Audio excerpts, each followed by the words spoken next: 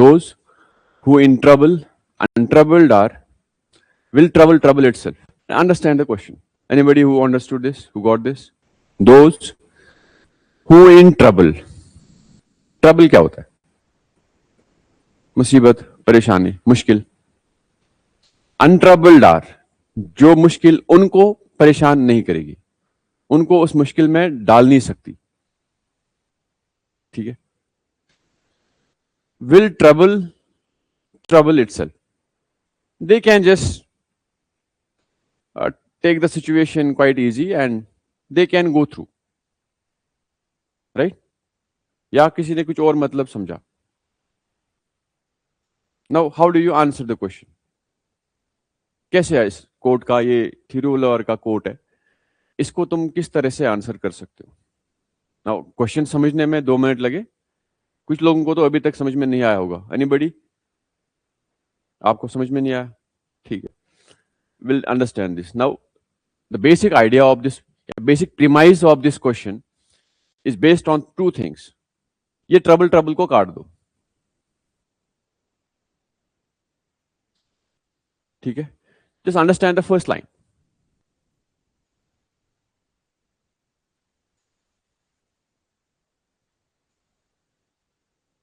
Those who in trouble, untroubled are. Those who in trouble, untroubled are. जो लोग किसी भी परेशानी में होने के बावजूद भी उस परेशानी को अपने ऊपर हावी नहीं होने देते. राइट? वो क्या करते हैं? वो सिचुएशन से निकलने की कोशिश करते हैं. इमोशंस में नहीं बह जाते. They take rational decisions. They understand the situation. Emotionally intelligent होते हैं. ठीक है? Now I give you the basic idea. ये क्वेश्चन का आंसर इमोशनल इंटेलिजेंस के टॉपिक से बनता है. Now how do you answer? Now imagine आप सवाल लिख रहे हो, आप एग्जाम हॉल में हो. ठीक है? You are racing against the time. कभी आप लोगों को मौका मिलेगा ना मीन्स लिखने का, आपको पता चल जाएगा हाउ, या आपकी एक्चुअल सिचुएशन या आपकी एक्चुअल वर्थ क्या है. ठीक है? सोचना, आराम से बैठना, क्लास में पढ़ना, ऐसा लेट के भी बुक पढ़ना, it's an easy job. Anybody can do this. Those 3 hours you are racing against time, you have put all your efforts in the preparation and then आपका प्री हो चुका है, फिर आप मेंस में आ गए. वो 3 घंटे ऑलरेडी आप हर एक क्वेश्चन का ऑन स्पॉट आंसर बना रहे हो. देन कम्स दिस, अचानक से सामने 7 minutes to complete the answer. What are you supposed to write? हाँ, मतलब how would you answer this? Like tell me the structure. उसके बाद पॉइंट कम ज्यादा होना इज सेकेंडरी, लाइक वो कंटेंट की बात है. How would you start this answer? Just think, कैसे इस सवाल का जवाब आप स्टार्ट करोगे? Online guys, anybody? What is the basic idea of this question? Root क्या है, कीवर्ड क्या है क्वेश्चन का? अब ट्रबल को आप डिफाइन कर नहीं सकते. ठीक है? जब कोट ऐसा इस तरीके का कोट आता है, you just right the meaning in the introduction. अब मीनिंग आपकी ऐसे लिखोगे ट्रबल ट्रबल ट्रबल, उसमें भी आएगा तो कोई फायदा है नहीं. Yes, you're just defining the trouble. What if you give a central idea कि what is the meaning of this quote? शायर जो होता है, फिलोसफर होता है, उसके कोट को हम उसके लिटरल मीनिंग से नहीं लेते हैं. उस कोट को आप कहीं पे भी डाल दो, इट टेक्स द शेप. यही तो खासियत होती है फिलोसफर्स की, शायरों की. गालिब ने शायरी कब कही है? 150 साल पहले. आज भी हम उसको याद करते हैं. 100 साल बाद आज भी गालिब की शायरी उतनी ही रेलेवेंट है. That is why is Ghalib. आप पर मैं शायरी करेंगे तो फिर वही है, ट्रक के पीछे जो लिखा होता है वैसा होगा, है ना? तो पॉइंट मेरा ये है कि इस कोट के प्रीमाइस को आपको खुद समझना पड़ेगा कि ये क्या मतलब है इसका. उसी प्रीमाइस को आपको इंट्रोडक्शन में लिखना होता है. अब कोट का मतलब आप मुझे कोई ऐसा एक लाइन में, दो लाइन में कोई बता दे, सिंपल भाषा में, सरल भाषा में। थोड़ा दिमाग यूज करो, अपना आईक्यू। किसको लगता है कि मेरा आईक्यू बहुत ज्यादा है इधर क्लास में, मैं सबसे जीनियस हूं? Anybody who thinks? नहीं है ना? सारे एवरेज लग रहे हैं खुद को, सब एवरेज मानते हैं। ठीक है, आइए भाई साहब। My point is कि you guys have to understand the meaning, write that meaning in the introduction, then comes the actual point. फिर आप उसका कॉन्टेक्स्ट देते हो पॉइंट्स में। अब ट्रबल वाली सिचुएशन आपकी पर्सनल लाइफ में हो सकती है ना? इंडिविजुअल के लाइफ में अगर एक इंडिविजुअल ट्रबल सिचुएशन में होगा, वहां पे वो emotionally he will be strong, he will be able to think rationally, तो obviously that trouble won't affect him, he will overcome the problem. एक पॉइंट। What else? एडमिनिस्ट्रेशन में, गवर्नेंस में, in times of crisis, war situation में। War situation में ये code कैसे fit होता है? यस?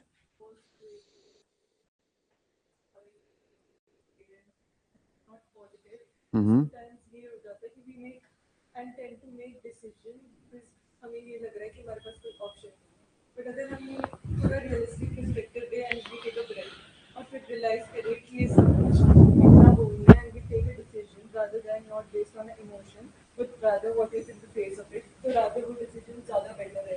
हाँ, मतलब सिचुएशन कैसी है?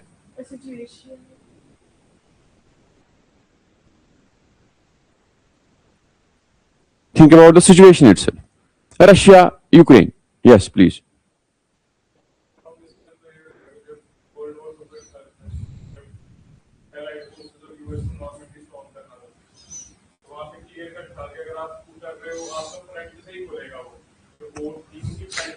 ये आप थोड़ी ना वहां लिखोगे।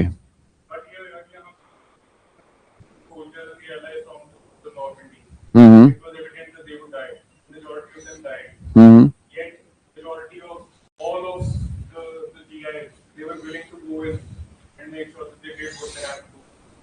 Not going in the world war.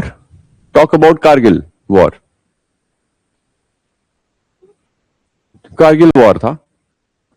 Enemy forces had occupied the peaks. They were already having the advantage of height. Technology, drones उस जमाने में थे नहीं। Air force was already not going to know, they were all, क्योंकि nuclear war होने के खतरा था या चांसेस हो सकते थे अगर आपने लाइन ऑफ कंट्रोल पार करी। We never wanted a full scale war when it comes to Kargil. We wanted to just evacuate them. On that evacuation process, enemy was at the peak. They have already occupied those peaks. They were overlooking our preparations, everything. ठीक है, तो उनको already advantage था, but still हमारी फौजें ऊपर गई, knowing कि वहां से वापस नहीं आ सकते हैं आप। Then you made the strategies, overpowering the enemy. अगर वो 50 हैं तो आप 500 चले जाओ, तो ओवरवेलम करो फायर से। बट अगेन आप 500 भी होंगे, 50 at strategic locations will overpower you, है ना? But still we went through, we overcame that fear, that trouble which was there, and ultimately we defeated them and they just went away. Getting my point? Similarly, there are other situations. इस तरीके से इस question का answer बनाना है। अब point मेरा ये है, आपको, मुझे आइडिया था कि ये question is difficult, but the idea of the central idea of the discussion is आप कितने रेडी हो ऐसे क्वेश्चंस को फेस करने के लिए। सिविल सर्विस ऑफिसर बनना is not just about reading polity, economy and geography. ये एसएससी एग्जाम्स के लिए भी यही ज्योग्राफी पढ़ते हैं, है ना? क्लर्क बनने के लिए भी आपको यही सब चीजें पढ़नी पड़ती है। ऑफिसर बनने के लिए आपके पास कुछ क्वालिटीज होना बहुत जरूरी है. Ability to think. That is why mains is about description, descriptive answers. उनको ऑब्जेक्टिव फैक्चुअल चीजें चाहिए थी तो उसको एमसीक्यू बेस्ड बना देते, कहानी खत्म, है ना. जैसे बाकी सारे एग्जाम्स में आपने आरबीआई का एग्जाम जो होता है, they need guys with good objectivity, तो उनका आधा मेंस भी एमसीक्यू बेस्ड होता है. Right. UPSC is the only ये सिविल सर्विस एग्जाम एक्चुअली एक वाहिद ऐसा एग्जाम है जहां पे आपकी क्रिएटिविटी ऑफ माइंड को पहचाना जाता है. ठीक है. आप अभी बहुत पीछे चल रहे हैं. जिसको 2027 में भी एग्जाम देना है, 28 में भी एग्जाम देना है, you guys are quite far. Not in terms of what you are getting but in terms of what you do. समझ आ रही बात. तो ऐसे चलेगा नहीं, थोड़ा दिमाग को. यस.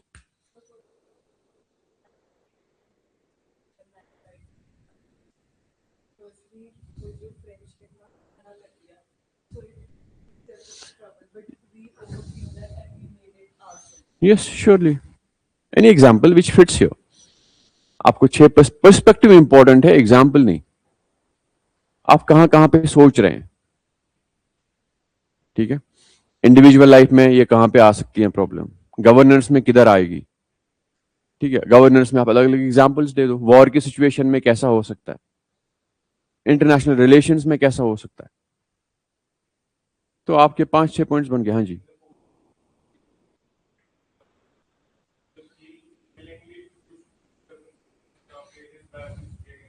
एग्जैक्टली. ओके.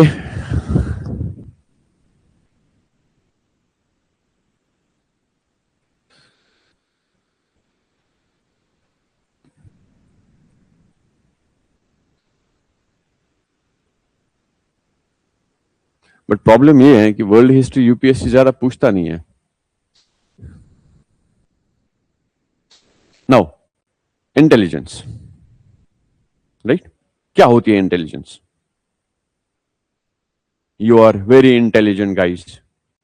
तो what does this statement mean कि इंटेलिजेंस क्या होती है. That's wisdom.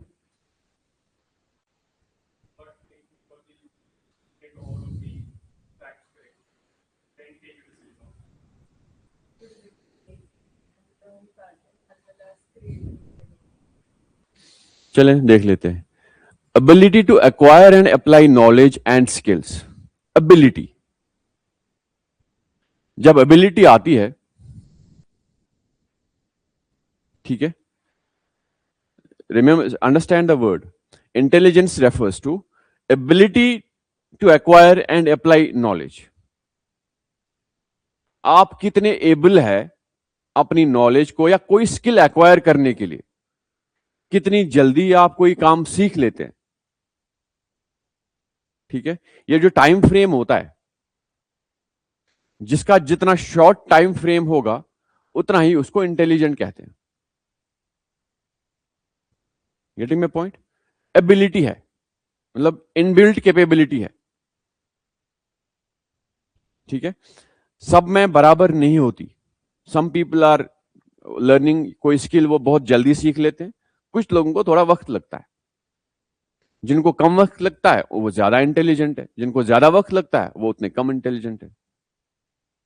जो कोई स्किल सीख ही नहीं सकता वो इंटेलिजेंट है ही नहीं, उसमें वो आईक्यू ही नहीं है. राइट. देन स्किल को आप किस तरह से फिर यूज कर रहे हो, उसमें कैसे इनोवेशंस कर रहे हैं, that depends upon your wisdom.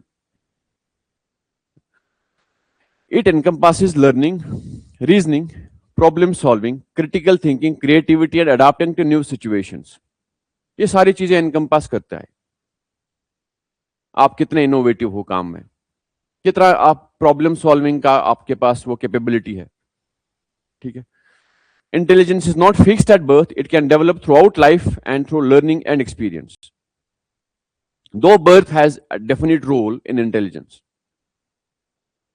Birth has a definite role in intelligence. ठीक है. But later, intelligence can be, it's a learning process. It's a process that's we normally learn over a period of time things, experiences से, बाकी सारी चीजों से हम सीख लेते हैं, ठीक है। The components of emotional intelligence, emotions हमने पढ़े, इंटेलिजेंस समझे। Now what is emotional intelligence, इसके कंपोनेंट्स क्या है? पहला इज सेल्फ अवेयरनेस, आप खुद से अपनी इमोशन से कितने अवेयर है। जब आपको गुस्सा आता है, क्या आपको पता चलता है कि मैं गुस्से में हूं? आप इमोशनल हो जाते हो, आप रोना शुरू करते हो, क्या आपको पता है कि the things you are going through? That is self awareness. मुझे कब गुस्सा आता है, कब मैं रिएक्ट करता हूं, कब मैं रेस्पॉन्ड करता हूं, कब मैं चिल्लाता हूं, ये सारी चीजें अगर आपको इन सिचुएशंस का पता है, then only you are self aware. Understanding yourself accurately, your strengths, weaknesses, self confidence, realistic self assessment and ability to laugh at yourself, ठीक है। नाउ द पॉइंट कम्स, किसी को पता है इसके बारे में? कोई खुद पे हंसा है आज तक कभी? Okay, anybody else? भाई खुद पे ऐसा है, यार मैं क्या आदमी हूं? कभी सोचा है? अपनी गलतियां ऐसे सामने दिख रही है out of yourself. Normally होता क्या है, the age group you guys carry, college situations में, we are just part of the group, we are not self, ठीक है।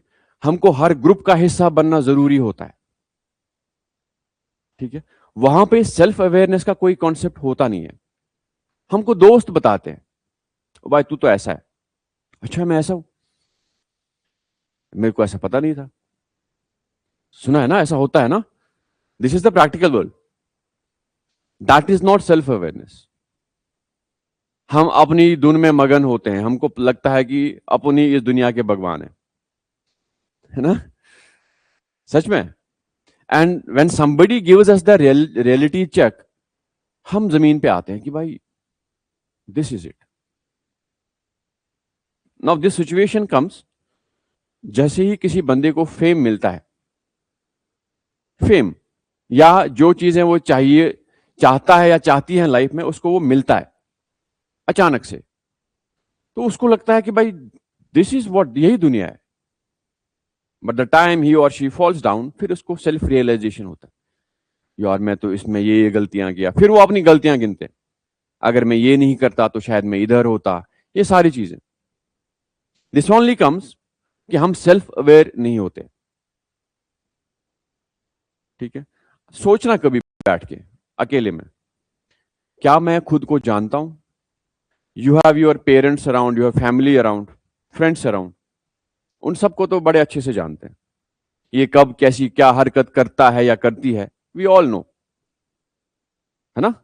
सांसें गिनते हैं, इतने तेज सांस लेते हैं तो भाई पकड़ लो, झूठ पकड़ लिया। परस्पायर कर रहा है या थोड़े पसीने आ रहे हैं बात करने में, तो झूठ पकड़ा सवाल के जब टाइम। पल्पिटेशंस बढ़ी तो झूठ है, दैट्स हाउ इट इज ना। बट द पॉइंट इज, क्या हम उतने ही अवेयर खुद के लिए है? दैट्स इंपॉर्टेंट, ठीक है। कभी अचानक अचानक मतलब अकेले में घर पे बैठ के थिंक अबाउट योरसेल्फ, ठीक है। Second is self regulation, managing your emotions, thoughts and behaviours effectively. अब आपने पहले, यहां तक जाने से पहले आपको इस रास्ते से गुजरना पड़ेगा, ठीक है। ये रास्ता है लाइक दिस, आप डायरेक्टली इधर नहीं आ सकते। यहां तक आने से पहले आपको इससे गुजरना पड़ेगा, सेल्फ अवेयरनेस से गुजरना पड़ेगा। क्या आप वाकई सेल्फ अवेयर है कि नहीं? कौन इस क्लास में सेल्फ अवेयर है? यू? एनीबडी एल्स जिसको आज तक ये पता चला कि वो क्या है? एनीबडी एल्स जो जोक्स ले सकता है, जो अपना क्रिटिसिज्म बर्दाश्त कर सकता है? 1 2 3 4 5, What about others?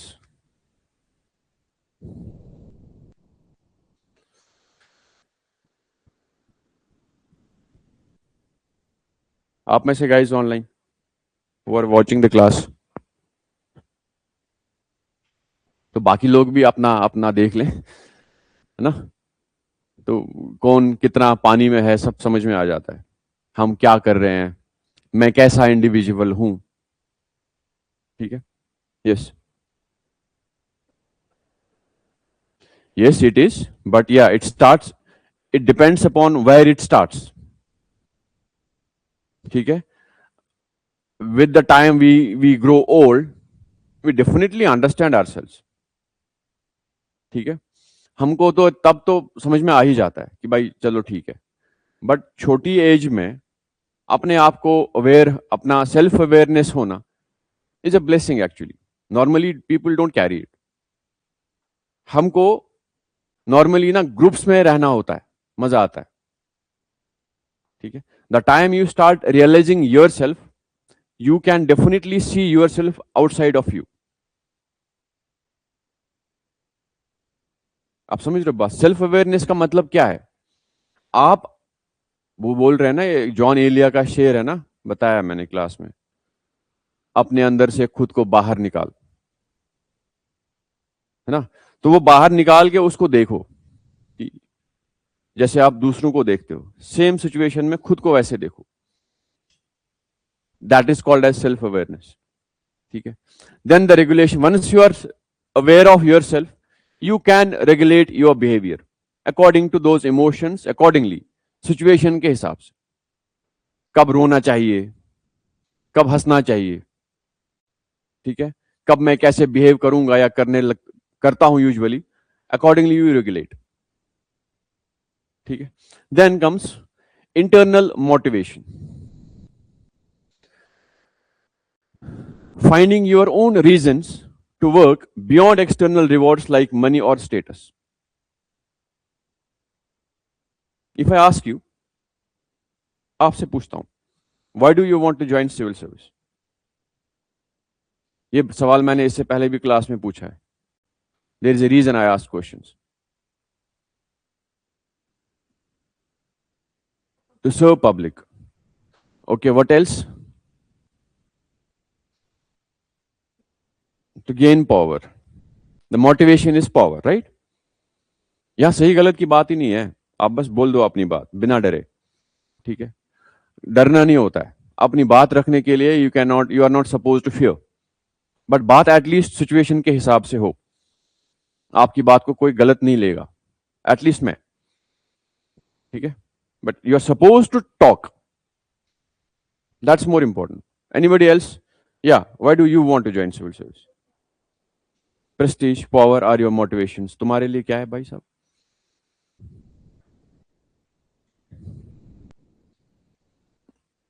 अच्छा, वो अगर तुमसे पहले ही ठीक हो गई फिर?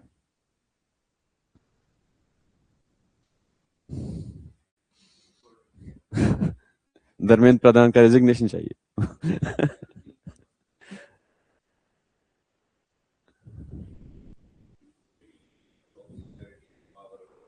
All right, you? पैसा. ओके.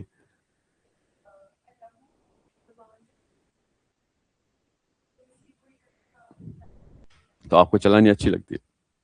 अच्छा ठीक है. अरे ठीक है, तो फॉरेन सर्विस में जाना है आपको.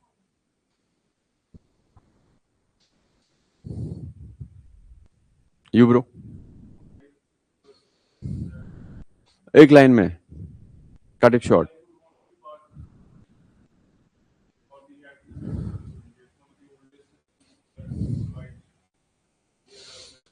इंटरव्यू में ऐसी बातें नहीं करना, बट टू बीइंग ऑनेस्ट उसके लिए बेटर है. ठीक है. But not for the interview guys, this is not for the interview.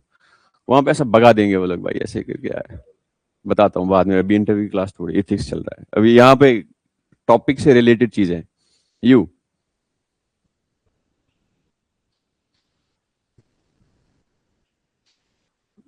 Power.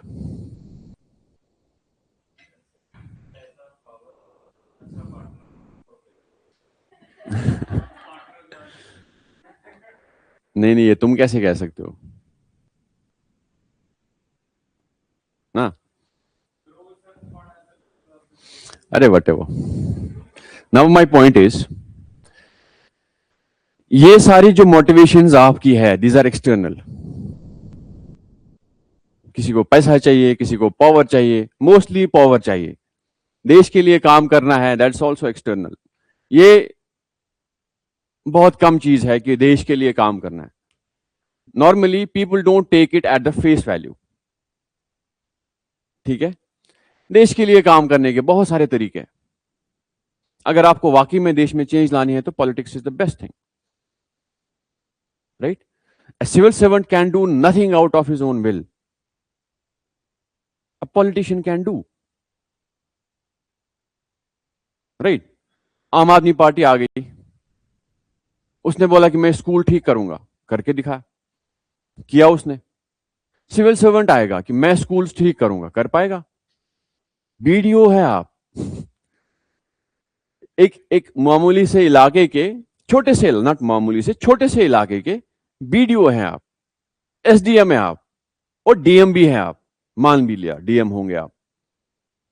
Retirement के टाइम पे आप may be secretary, chief secretary चले जाएंगे किसी स्टेट के, तब तक आपका पूरा स्टीम जो है खत्म हो गया होगा। बट आप कोई चेंज ला नहीं सकते, लिटरली मैं बता रहा हूं।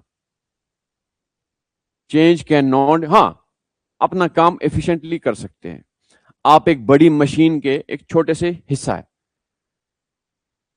ठीक है, मशीन चलेगी, तुम भी चलोगे, तुम नहीं चलोगे, तुमको रिप्लेस किया जाएगा, दूसरा पार्ट वहां फिट किया जाएगा, क्वाइट सिंपल। बट वो ब्रॉडर चेंज आप ला नहीं सकते। ठीक है, जैसे आपको क्या करना है भाई, कौन सा ऐसा काम था जो आप करना है जिसके लिए आप इतना, अरे एक चीज बताओ, बता नहीं सकते क्या इधर? सिविल सर्वेंट्स ऐसा क्या करते हैं जो वो बोल नहीं सकते पब्लिक में? हाँ, प्लॉट काटना है, हाँ? गुड़गांव में? अच्छा ठीक है, हरियाणा के हो आप, तो कहीं ना कहीं वो सही बोल रहा है। ठीक है, अरे सो मजाक कर रहा हूँ, not seriously. But my point is, these are all external motivations. ठीक है, इंटरनल मोटिवेशन क्या है? पैसा तो मिलेगा, पैसे से आपके सोल को कुछ मिलेगा नहीं ना। You will enjoy the luxuries, गाड़ी होगी, बंगला होगा, सैलरी आएगी, अच्छे रेस्टोरेंट में खाना खाएंगे, अच्छे कपड़े पहनेंगे, what else? These are all external, internal motivation नहीं है। So that means one part of your preparation is missing. External motivation के लिए आपको हर दिन मोटिवेट करना पड़ेगा, भाई पढ़ो, कल पैसा आएगा, पावर आएगा, इसलिए पढ़ो। इंटरनल मोटिवेशन जब होगा, आपको बोलने की जरूरत नहीं पड़ेगी, भाई पढ़ो। वो अंदर से रोज आपको वो आत्मा आवाज देगी, सुबह शाम हर मिनट। ठीक है, बट कभी आपने ऐसा सोचा भी नहीं होगा, अंदर की आवाज क्या होती है, कैसे आती है, कैसे प्रकट होता है सामने बंदा। ये तो these are metaphysical things. Soul and body are they two, are they one, I don't know, but these are quite metaphysical. बट ये सच्चाई है।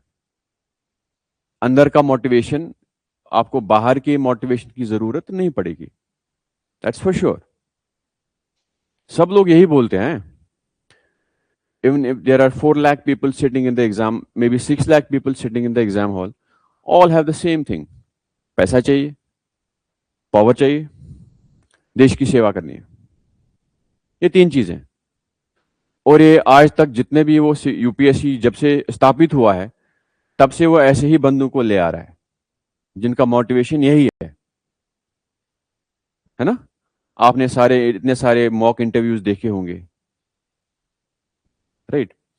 वहां वो लोग बहुत प्रैक्टिकल बात करते हैं।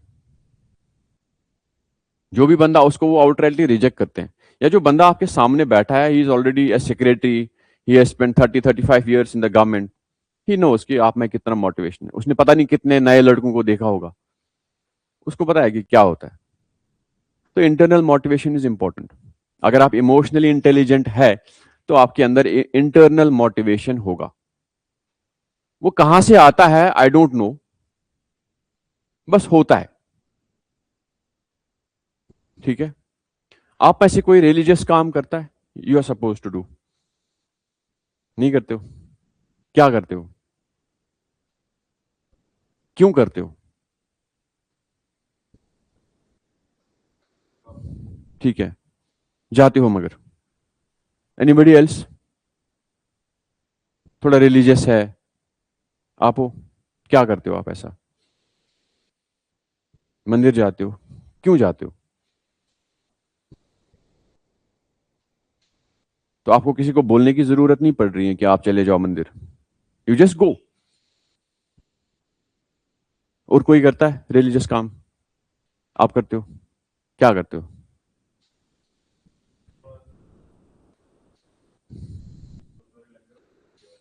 क्यों करते हो सेवा? That is the point, actually यही मजा है। This is what is the internal motivation. और आपको कोई नहीं बोलता होगा ना कि जाओ सुबह फोन करे भाई जाओ, शाम को फोन करे चले जाओ। आपको मजा आता है, you just go. That is the internal motivation. उससे आपको पैसा नहीं मिल रहा, ना ही पावर मिल रहा सेवा से, उल्टा आपकी मेहनत लग रही। आप मंदिर जा रहे हो, आप कष्ट तो उठाते हो ना, जाना उठना टाइम पे, वो सारी जो रिक्वायर फॉर्मेलिटीज होती है। या आप जाते हो, गौशाला जाते हो, वहां सेवा करते हो, उससे क्या मिलता है? पावर तो इंस्टेंट नहीं मिलता है, पैसा नहीं मिल रहा, उल्टा पैसा खर्च हो रहा है, बट आप तब भी जा रहे हो। This is the internal motivation. Getting my point? तो यही इंटरनल मोटिवेशन इमेजिन कि अगर सिविल सर्विस में होगा, यार मुझे मेहनत करने में ग्रेटिफिकेशन मिलता है। इमेजिन।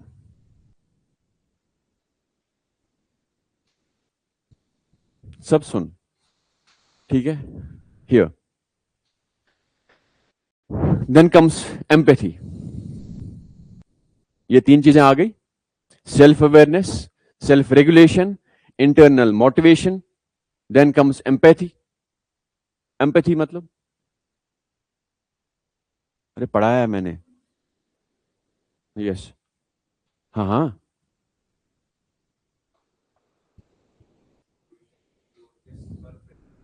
हम्म, नाइस, वेरी गुड। तो दैट इज एम्पैथी। ठीक है, and then we have got social skills. जब ये सारी चीजें आपके पास आएंगी, आप मोटिवेटेड हो, आप में सेल्फ अवेयरनेस है, आप में एम्पैथी है, आप रेगुलेट कर सकते हो अपने बिहेवियर को, then you carry those social skills.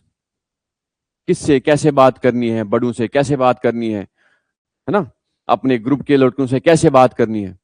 ऐसा नहीं है कि आप बड़ी महफिल में भी गाली देके निकल रहे हैं, है ना? ऐसा नहीं हो सकता, जैसे आपने कल क्लास में बोला, राइट? जो आप दोस्तों से बात करते हैं वो आप क्लास में बात नहीं कर सकते। That is called as social skill, and this social skill encompasses all these things here: awareness, regulation, motivation, empathy, and finally social skills. कब किधर क्या बिहेव करना है, कैसे बात करनी है, then you are actually carrying the emotional intelligence. ठीक है? Now that this is for the person, what about civil services? ये कहाँ काम आती है? सिविल सर्वेंट क्या करता है? अब तो आप सिविल सर्विस ऑफिसर्स बनने वाले हैं। क्या करता है सिविल सर्वेंट? काम क्या होता है? पॉलिसी को इंप्लीमेंट करता है। What else?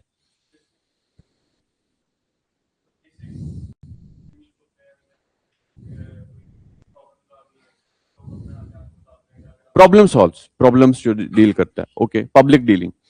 What else? Law and order, yes. What else? Okay fine, policy making. अब इस इमोशनल इंटेलिजेंस को इन सारे पर्सपेक्टिव्स में डाल दो। पॉलिसी मेकिंग, मैं इमोशनल इंटेलिजेंस। बताओ आप कैसे होगी?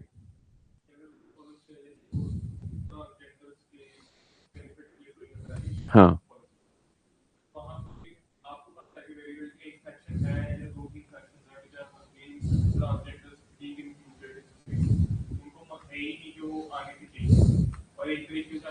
नहीं सिंपल बताओ ना, let why are you dragging it? अगर ट्रांसजेंडर्स फॉर एग्जांपल, उनके लिए आप कोई लॉ बना रहे हो, you are making it for the betterment of those people. Actually उनको क्या प्रॉब्लम्स आ रही है, उन प्रॉब्लम्स को हम सॉल्व कैसे कर सकते हैं,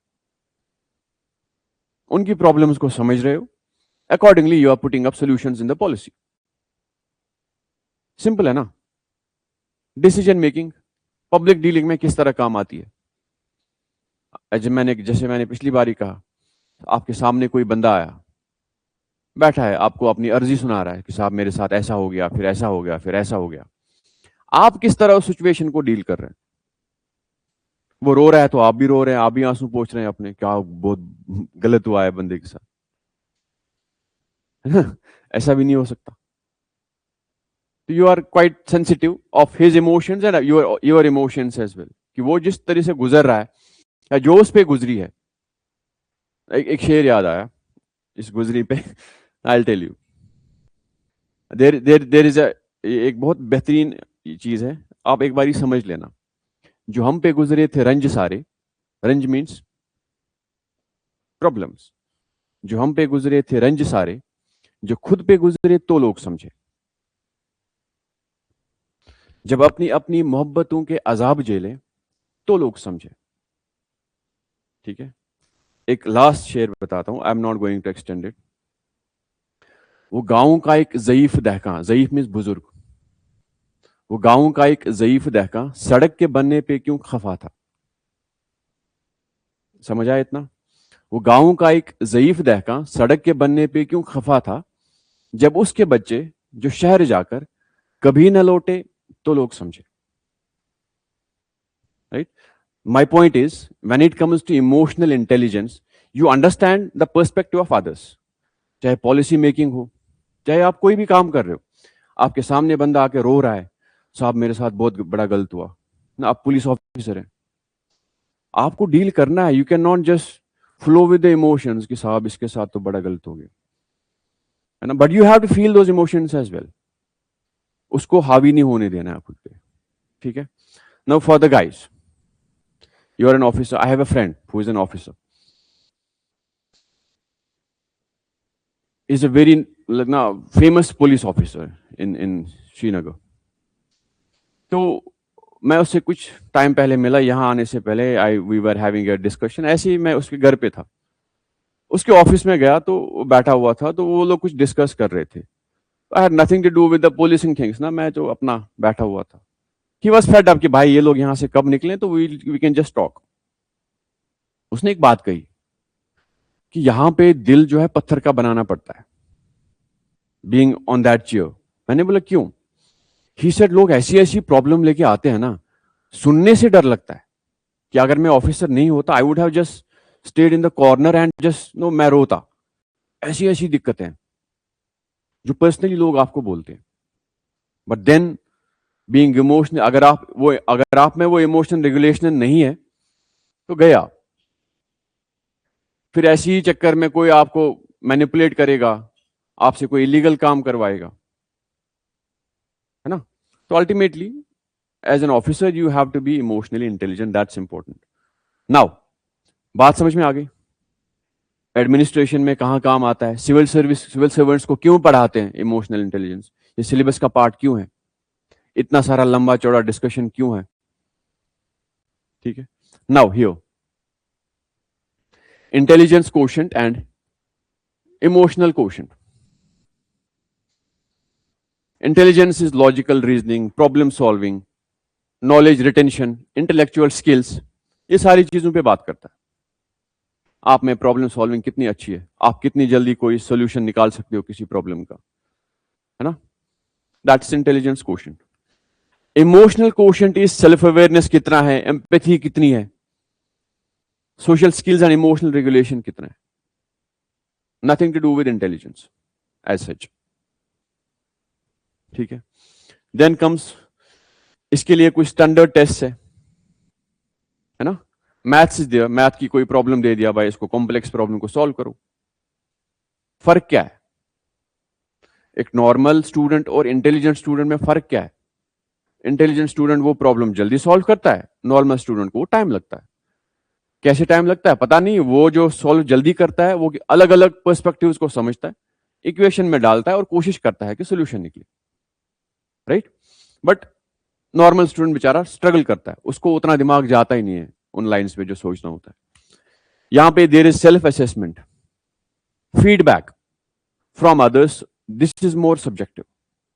आपको दूसरों पे निर्भर होना पड़ता है कि मैं वाकई में इमोशनली इंटेलिजेंट हूं, ये मुझे कोई दूसरा बता रहा है। You getting my point? ठीक है।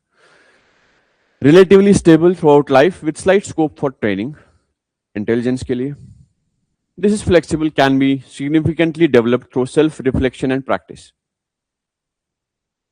Right. Next is scientific, mathematical and analytical fields में ये काम आती है। This is for leadership, communication and team work. Leader को इंटेलिजेंट होने की जरूरत नहीं होती। Leader is not somebody who is quite intelligent. Ali Baba is one of the famous businessman ना, अली बाबा। उन्होंने कोट दिया, उन्होंने एक बात कही थी किसी पॉडकास्ट में और मे बी किसी इंटरव्यू में कि I don't need to be intelligent, I would rather have more intelligent people working for me. I just need to be a good leader. Good leadership के लिए आपके पास ये सारी चीजें होनी जरूरी है, ठीक है। जो ब्रेव वॉरियर्स होते हैं, बड़े वॉरियर्स जिनके फॉलोअर्स बहुत सारे होते हैं, उनमें इंटेलिजेंस काफी सारा नहीं होता, but they regulate themselves, they have this qualities, ठीक है। Then comes a doctor diagnoses a serious illness. A doctor delivers news with a sensitivity and a support. Diagnosis is intelligence. अब उस न्यूज को कैसे वो उस पेशेंट को बता रहा है, दैट इज EQ. उसको लग रहा है कि अगर मैं एक बारी बोल दूं कि तू नहीं बचेगा, तो बेचारा नहीं बचेगा, है ना। Then qualities of an emotionally intelligent person, खुद को इधर डाल देना, देख लेना। Strong integrity. इंटेग्रिटी क्या होती है? जब आपको कोई नहीं देख रहा है तब भी आप वही काम कर रहे हैं जो आप पब्लिक में कर रहे हैं।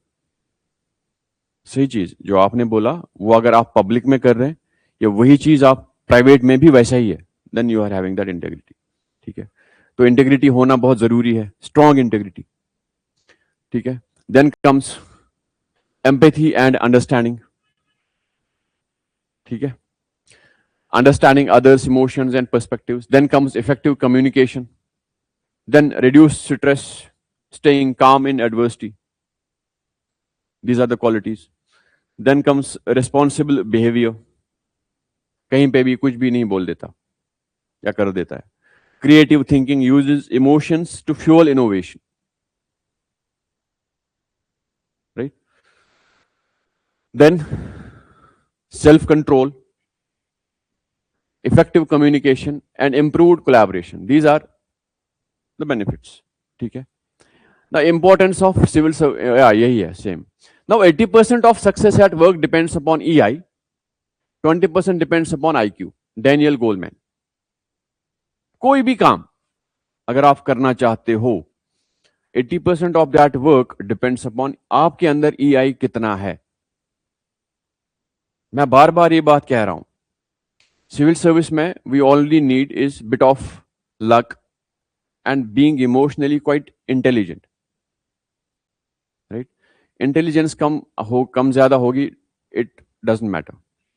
फर्क इतना होगा कि मैं अगर इमोशनली मेरा IQ कम है, मुझे आपसे 1 घंटा 2 घंटे ज्यादा लगते हैं किसी टॉपिक को समझने में. फर्क इतना होगा. I can tell you with all the honesty that I have seen guys, है ना, जिनको न्यूज़पेपर या इंग्लिश पढ़ना नहीं आता था, इंग्लिश पढ़ना नहीं आता था, तो उन्होंने क्या किया, पहले इंग्लिश सीखा, फिर न्यूज़पेपर सीखा, फिर लिखना सीखा और टॉप किया एग्जाम को। Literally they qualified. अब इमेजिन अ गाय जो पहले इंग्लिश सीख रहा है, जिसने पूरी जिंदगी हिंदी में पढ़ा है, बट उसने मीडियम ले लिया इंग्लिश क्योंकि उसकी हिंदी भी उतनी अच्छी नहीं थी। राइट फिर उसने इंग्लिश सीखा, भाई चलो सीख लेते हैं। वी यूज टू थिंक कि भाई तेरे को तो 10 साल लगेंगे, वो 3 साल में निकाल दिया एग्जाम। फर्क इतना था कि ही वॉज कंसिस्टेंट। उसने पहले 6 महीने अंग्रेजी सीखने में लगा दिए, फिर 1-2 महीने अखबार पढ़ने में सीखने में लगा दिए कैसे पढ़ना है, फिर 2-3 महीने लिखने में लगा दिए। धीरे धीरे वो ठीक हो गया। गलतियां तब भी थी, but over a period of time he just went through. That is being emotionally, he was emotionally intelligent. He knew what I have to do. उसका मोटिवेशन इंटरनल था। ठीक है, इंटेलिजेंस बेचारे में कम थी, बट फर्क नहीं, मैटर नहीं करती। अभी वो किसी स्टेट के बजट बनाता है, बजट डिपार्टमेंट में है ना। I won't name, so this won't be a good thing. Now कहां पे काम आता है सिविल सर्विस में? सेल्फ कंट्रोल आपको इंपल्सिव सिचुएशन में बचाता है, कंट्रोलिंग दोज इमोशंस ना। As a DM you can not just go and slap people. आपको दिख रहा है कोई गलत कर रहा है, बट आप उसको मार नहीं सकते। ठीक है, इफेक्टिव कम्युनिकेशन, इंप्रूव्ड कोलैबोरेशन, आप कोलैबोरेटिव हो जाते हो, आपके साथ हर कोई काम करना पसंद कर देता है। देन पॉजिटिव वर्क, होता क्या है ना, मैं बताता हूं एक्चुअल वर्क कंडीशन जो होती है। आप डीएम है, अगर आपको अपने ऑफिस वाले पसंद नहीं करते हैं ना, तो आपका काम डिले होता है, आपके ऑर्डर्स जो है डिले हो जाते हैं, लोग आपकी सुनते ही नहीं है। साहब मैं भूल गया, आप कितने लोगों को ट्रांसफर करोगे? आपके ऊपर भी तो हायरार्की है। There are divisional commissioners, there are secretaries, जिनको आपको जवाब देना होता है। ऐसा नहीं कि डीएम तो बादशाह है, there is a political executive as well. अगर आपका ऑफिस आपकी नहीं सुनता है, आपने बोला कि चलो भाई एक ऑर्डर निकाल दो फलां जगह पे, उसको इंप्लीमेंट करा दो, वो बंदा बोलता है सर कल करेंगे, कोई मसला नहीं, आप क्या बोलोगे उसको? बहाना मारेगा, सर कंप्यूटर नहीं चल रहा, इंटरनेट कम है, या जो भी प्रॉब्लम। तो वो काम आपका जो आज होना चाहिए था वो नहीं हो रहा। आप अपने सुपीरियर को क्या बोलोगे? मेरा ऑफिस वाला नहीं सुन रहा मेरी। शर्म की बात है ना। तो that is what emotional intelligence gives you, control over your subordinates as well. आप फट से काम बोले, जी साहब मैं करूंगा। सर आप 7 बजे जाए, मैं 10 बजे ऑफिस से निकलूंगा, वो भी 10 बजे निकलेगा office. I have a friend who is posted in Jammu. While coming back from home here, I went to his office. तो मैं बैठा था, वो ना 8 बजे निकलता है ऑफिस से। मैं उसको बोला भाई तू तो 8 बजे निकलता है, तेरे सबॉर्डिनेट बेचारे इनको तो घर भेजा कर, किसी की फैमिली है, किसी का कोई नॉर्मल आउटसाइड, मतलब मैं, मेरे को नहीं पता उसके ऑफिस में क्या है, मैं कभी जाता हूं तो बैठता हूं। मैं बोला भाई इनको तो घर भेजा कर, मतलब नॉट गुड थिंग कि किसी के बच्चे हैं, किसी के घर पे काम होगा। बोले यार मैं अगर 10 बजे बैठूंगा ना, they will stay here till 10। He is very collaborative when it comes to ना इमोशंस। काफी इंटेलिजेंट है वो, काफी अच्छे से माहौल बना रखा है। जब वो छुट्टी मांगने बोलते हैं, वो बोलता है एक दिन एक्स्ट्रा मेरा रख दे, चले जा। तो obviously he is understanding his emotions, तो वो काम हो रहा है अच्छे से, right. Then positive work environment, managing stress, negotiation skills, आप निगोशिएट बहुत अच्छा कर सकते हैं अगर आप दूसरे जो अपोजिट टेबल में आप पे बैठा है, आप उसको अच्छे से समझते हैं। ठीक है, चैलेंजेस क्या है ये हम कल फिनिश करते हैं, and we will finish this topic and we will add one more, some more things to this topic. Yes.